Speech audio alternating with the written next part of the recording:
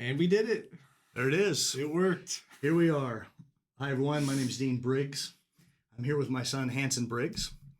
We're here, obviously, as father and son, but we're also here as believers, as concerned citizens,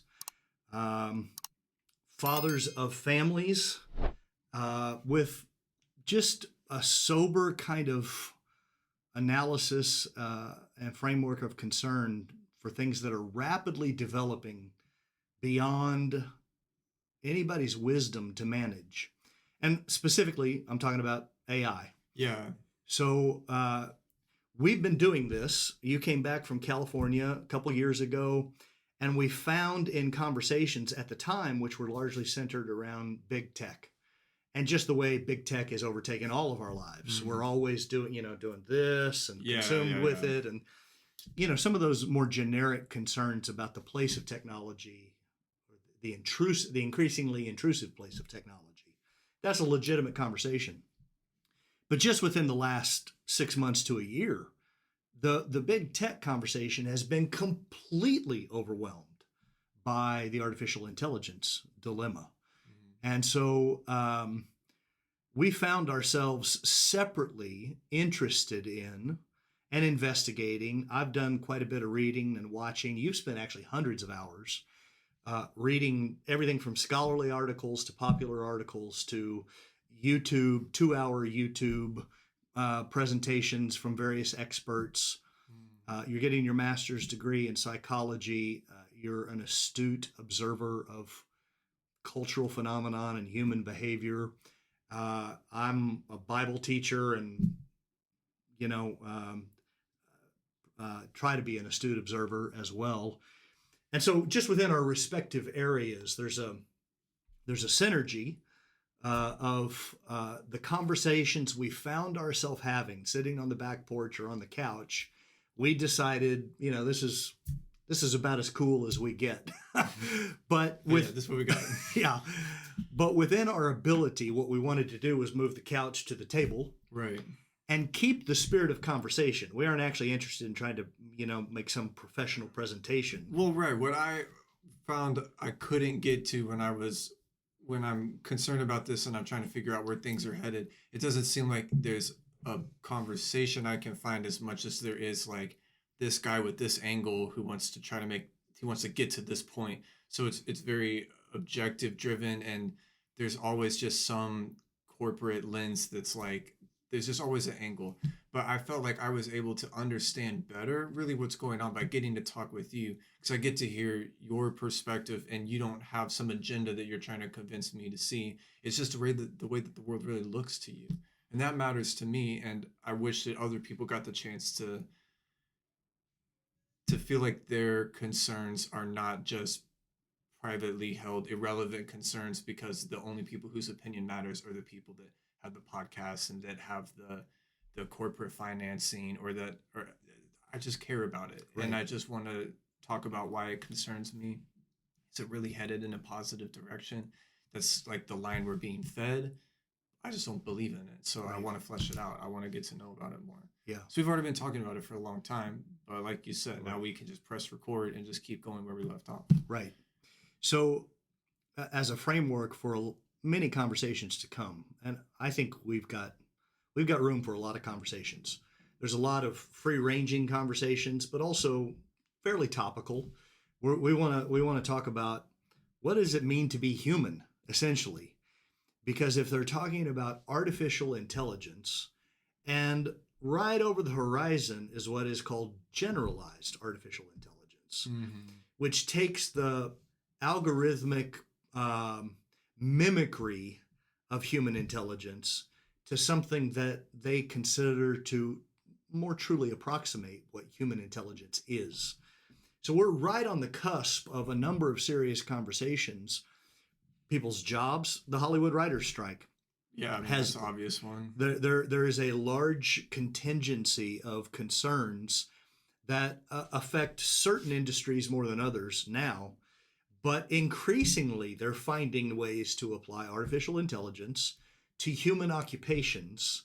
And the only way that can happen is if it can mimic human behavior enough to satisfactorily, or even possibly in superior fashion, achieve the same outcome. Well, that starts to, what's our place in the world? And that raises the question, does our place even matter? And if there's not a story driving that, if there's not something that helps us answer that question, how do we even answer the question, do humans matter? If we could legitimately create a matrix-style world where maybe the humans aren't even, batteries in pods somewhere, we just have a holographic reality driven by AI behind the scenes that achieves all of the same outcomes, but there's no war, there's no this, that, or the other, and essentially the human dynamic is erased or replaced. What's wrong with that? And how do we know how to say what's wrong with that? Yeah, exactly. How do we know what to say? Well, we've got to have a story that tells us what to say, and then we find ourselves in the story. But that's the irony of the Hollywood strike, which absolutely needs to happen. But the strike is about AIs being capable. I mean, it's about a lot of things, but part of it is them being able to capture the likeness of a human and then use it indefinitely without having to pay any royalty or credit to the human itself. It's just about what the AI does with the image of humanity. And then also having AIs write scripts. So we don't have a story that tells us how to integrate AI, but the damn AI is writing our stories right now. That's the problem. So we can't catch up fast enough to how AI is already subverting. We're going to be like retroactively assessing what do we do with AI that's already writing our stories for us. So you just said they're using the human image, and that's actually a key phrase for us. We believe there is a story. We're both Christians. We believe the Bible is, God telling his story. It's a moral framework that necessarily exists in a narrative structure. Of course. There's a story and there's a morality that comes from that story. Exactly right. And so... can you show the picture that you made? Sure, yeah. Because this is actually key to the whole thing. Yeah, that tells the story really well. So we have this, the famous Michelangelo on the Sistine Chapel, the entire drama, the drama of the divine wonder of the moment where God said, let us make man in our image. And so the painting captures this. It's not anthropomorphizing God to say God looks like us, but it is rightly trying to convey he made us to look like him. But yeah, it's telling that story of the spark of consciousness. And that's why I really appreciate that Adam almost has this lackadaisical posture, like he's resting his elbow. He doesn't want to be troubled with stretching, but God is reaching so far with all his might at the front, because in the wider image, you see it's shaped like the brain. So you see God in the area of the prefrontal cortex reaching out to spark that light in Adam, but Adam's like willing to receive it if he can. And then here's this robot that's now superimposed in this surreal way that you did. And it's like the jealousy of the spark of consciousness. Well, and the irony for me is I used the generative AI DALL-E. Yeah. And I typed in, I gave the Michelangelo painting, and I said, a humanoid robot reaching toward the touching hands. And it gave me a series of bizarre, nightmarish, this was one of the only usable ones. But for us, the fascinating irony was the AI itself is lacking the arms. The robot can't actually touch the divine. Yeah, it lacks that mobility. So there is, within the framework of the AI itself, it ironically posed this dilemma of this intruder that is so artificial in every way. It actually doesn't look like a human. It's clearly a robot, but it's trying to get in on the story. It's trying to touch it. Now, up off the shoulder of the robot, right. I've worked in this this is another one of the images that I grafted in. And it's this kind of shadowy, menacing, heavenly robot figure. Yeah. It's like the competitor to God. The robot is the competitor to man, and that shadowy figure is the competitor to God, trying to influence the story. We're going to talk about that more. Because that's actually one of the most troubling things that drove us to say we've got to start capturing these conversations. Yeah, once we realized that Moloch is on the lips of people like Sam Altman, Which is that figure. That's what we're saying. That represents this character. It's a dilemma. Influence. It's an influence. An Yeah, influence. They call it the problem of Moloch. It's a game theory term. It has to do with a problem of hyper-competitive environments where unless you're all participating in the most cutthroat manner, then you're not really a part of the competition. So that could apply in ways that aren't threatening to humanity necessarily, but why does AI have something called the problem of Moloch?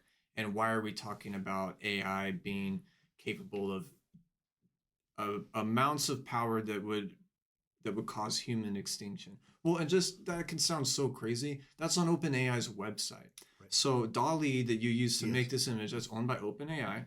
Sam Altman, top guy at OpenAI, and you can go to their blog post from a month ago that talks about super intelligence, because it's all this like corporate lingo. So you generalized artificial intelligence, but it's also called AGI, and it's also called super intelligence. But now super intelligence is this like bigger than AGI phenomenon, which is even scarier. So on OpenAI, it says this could lead to human extinction within a decade.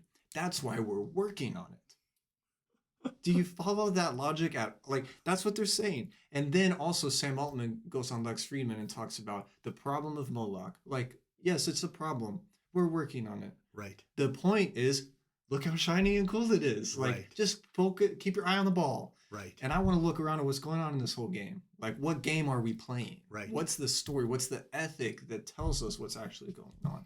So that's where my concern comes in, and that's why we talk about it so much. So we while we are approaching this from a definite faith-based perspective, there's a narrative that drives our concern. I actually believe that narrative is valuable to anyone, whether they share that same perspective, because it at least allows us to feel like the conversation matters. Because the whole idea of those touching hands is the imago Dei, that Latin phrase that says the image of God, imago Dei. And so if there really is a divine spark in humans, then it does matter if humans are here on the earth.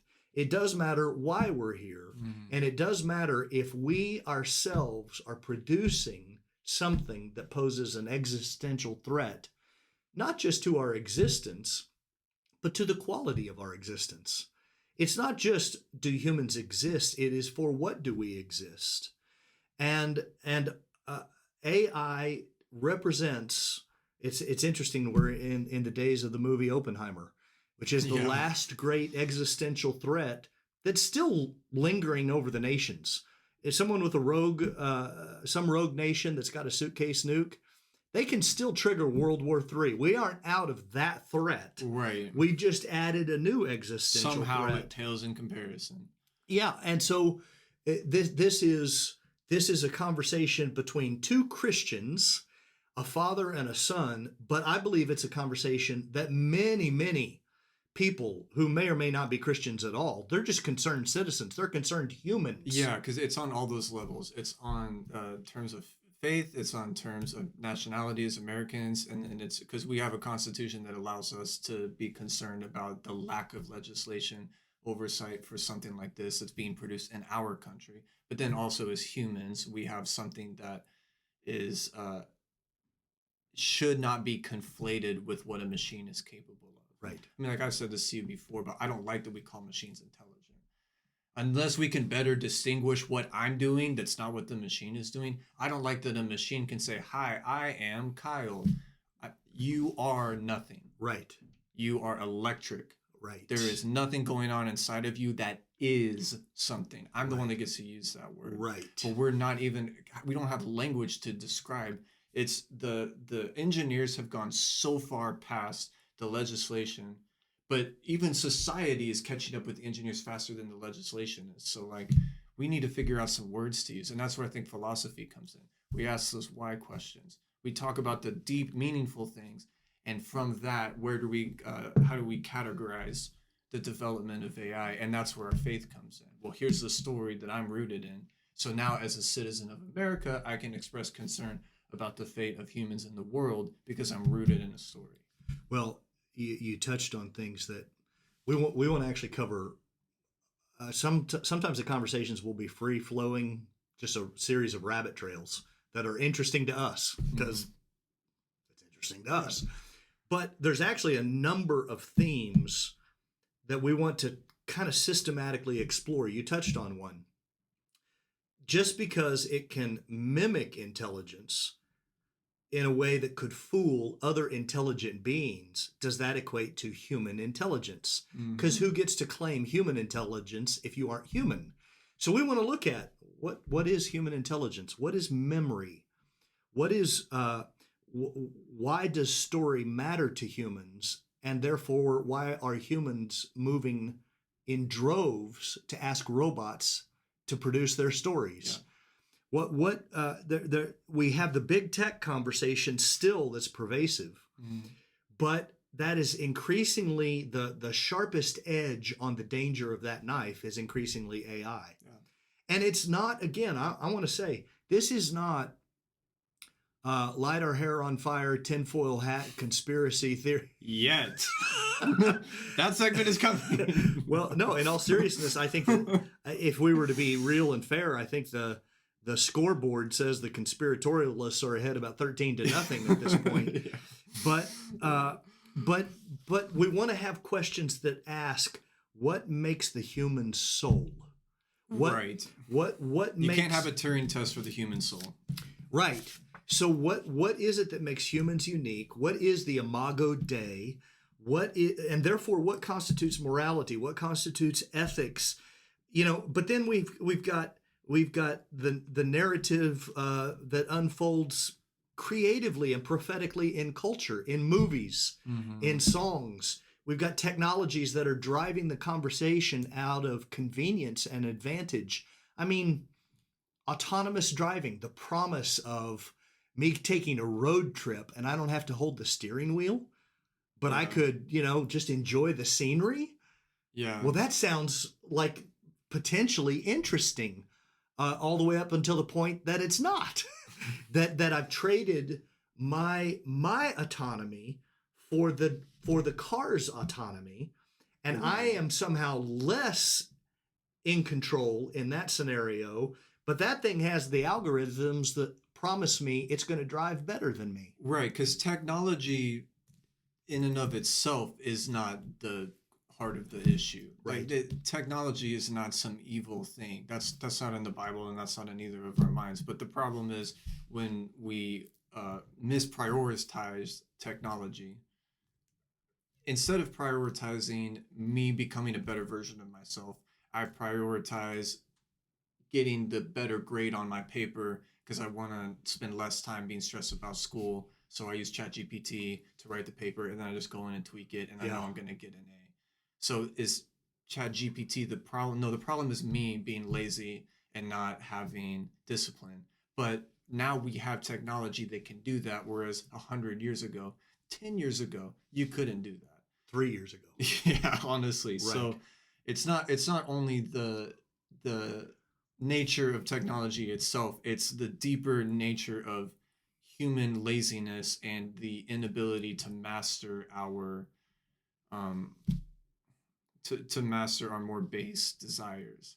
And I think that's like the more bottom up problem, but then from the top down, like there's Aladdin, for example, which the BlackRock's AI. Yeah, I mean, finance is a big issue when it comes to the ability for AI systems to regulate human economies.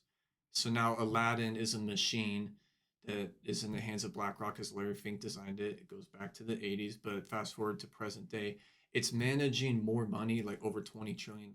That's more money than we can calculate is in the world. An AI this is fact. Yeah. This is not speculation. No, this is completely real. This is fact. An AI called Aladdin, yep, owned by BlackRock, yep, which has just come out of nowhere, even though it's been around In for the a long public time. eye, In the yeah. public eye, it's come out of nowhere.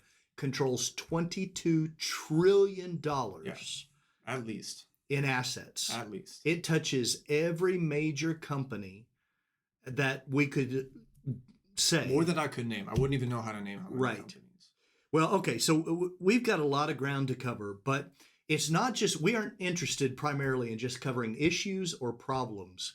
We're interested in getting under the hood deep enough in almost a kind of a theological and philosophical framework to identify the language and the values by which we can have the conversation about the issues. Right. And it has to happen in this space where, like, from the top down, there's Aladdin and there's AIs writing our stories. So there's this pressure from structures that are so big we can't even understand them. And then from the bottom up is kids using AI to generate their own sexually explicit content and cheat in school and just zone out and entertain themselves.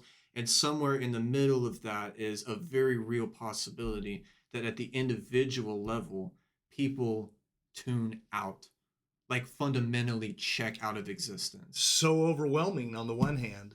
I mean, to even think about how to change that, because big tech for so long has conditioned us to tune out on much lesser Yeah, things. exactly. Like we already kind of have that familiar pattern of like, I can just swipe and something will come up. So now if I can put this on and I can make a movie that I put the prompt in for, like, why am I going to go to school? Right. There's kids that play video games in diapers, but they're 16. Right. Like right now, I know of that person. Right. So what are we going to do? Is we've got to have a story for them that makes them want to disconnect. That makes it, and that's where the Matrix comes in. Is like it's helpful to imagine a heroic person is the type of person who is looking for answers and is willing to heed the call, even when they don't know exactly where that adventure is going to take them. Right. But each one of us has to decide that for ourselves. And I don't think that that's a part of the conversation of AI right now. Human extinction is like AI is going to make a bigger bomb and that bomb's going to go off and then we'll all die in fire. It's like, no, hell is locked from the inside. Right. On the inside, I will not want to be alive. That's human extinction. If enough of us just decide, I'm That is done. so key. It's so key because it's easy to talk about the existential threat and think we're talking primarily about an external factor. It's the internal erosion. It's bottom up as well. It's not just top down. That's Right. possible too. Like, It for is. sure They're that's both possible. Yeah. But if it's coming up from here too, If that doesn't we're stuck. happen, but this does, if this doesn't happen, but this does, it's equally terrible. Exactly. Yeah. What's the difference between somebody dying and somebody saying, I'm permanently checking out? Right. Well, okay. This is supposedly the intro. Well, yeah, but that's how philosophical this is going to be. We want to have a lot of these conversations, and I look forward to. I think we have easily 10 or 20 conversations just to get the ball rolling, and the headlines keep coming. So here we go. We're going to keep going.